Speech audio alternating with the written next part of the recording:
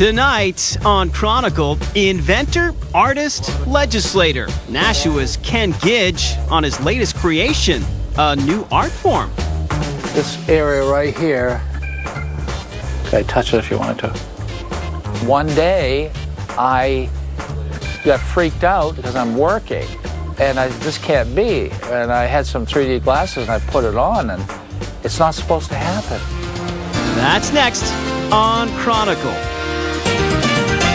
First up tonight, we'd like you to meet a Granite State original. Ken GIDGE is a Renaissance man of sorts, an artist, an inventor, a politician, and a Nashua TV personality. Yeah, Audrey Cox spent some time with Ken and got a look at his latest invention, a new art form he calls GIDGE 3D Spectral Illusions. In the 1940s and 50s, Jackson Pollock was considered one of the greatest living painters in the modern art world. By dripping, tossing, and spilling paint onto the blank canvas, the tormented and talented artist created a groundbreaking technique that continues to inspire and mystify his fans today, decades after his death. Among them, painter and inventor Ken GIDGE of Nashua. The Jackson Pollock stuff is so fascinating because he's just not throwing the paint. That's all you ever saw he does. But if you saw any of his work in the museums, you will know it's not paint that's just thrown.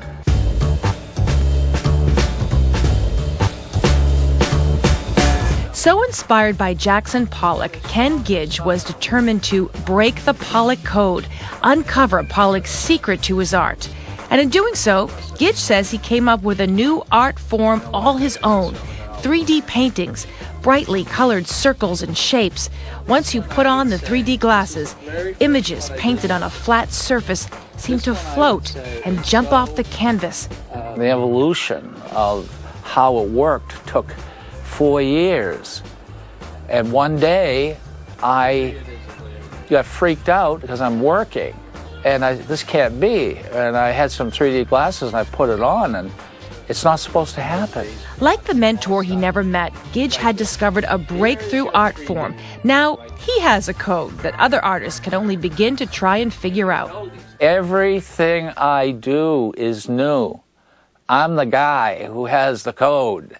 And I know all artists will try to use it after they know how it's done, because not only does it work with 3D, it really looks kind of interesting without the 3D.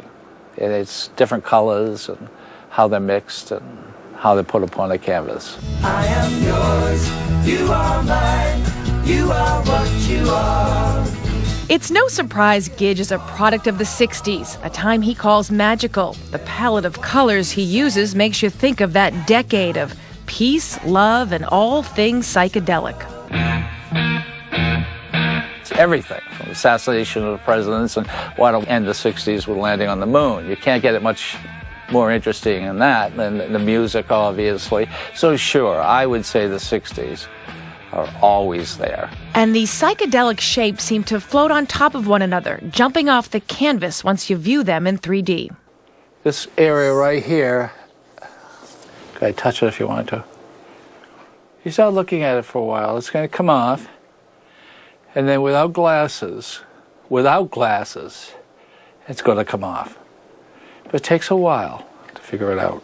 When people see this stuff, they just freak out many times. How do you get somebody to look at art that way? You can't. Either they see it or they don't see it. But this creative and quirky self-taught artist has a very different life outside his studio at the New Hampshire State House. GIDGE is a 3-term Democratic state representative. You can see he has an easy rapport with fellow lawmakers. But when he sits in the Great Hall during the legislative session, he can often be seen engaging in his artwork, doodling on a piece of paper. I have Republicans behind me that give me a hard time, which we're friends, and Republicans here and Republicans here. In fact, when GIDGE walks through the hallways past the elaborate portraits of New Hampshire's former leaders, he jokes with Secretary of State Bill Gardner about whether some of his 3D portraits could hang in these hallowed halls someday. Back in his home studio, GIDGE agrees to let us see him work. Well, sort of. Make no mistake about it, he guards the code to his 3D art form very carefully. In fact, he's even a bit puzzled about how he brings it all together. How did I get from there to there? How did you? Same way you get the symphony, Carnegie Hall, practice. So while we can watch GIDGE fill in some background on his latest painting, he won't even show us the paint he's using, by the way. He says his goal now is to predict what other artists will do once they figure out his technique, because he always wants to stay one step ahead of the people trying to unlock his code. They're going to do these things, so I'm just trying to figure out what everybody's going to do. So, it sounds kind of awkward. In other words, I'm trying to do what other people will do when they find out what the code is. GIDGE can trace his artistic abilities back to his childhood. He says he comes from a family of inventors. As a child, I was always watching my father, who had a photographic memory, and my uncle, who was another genius.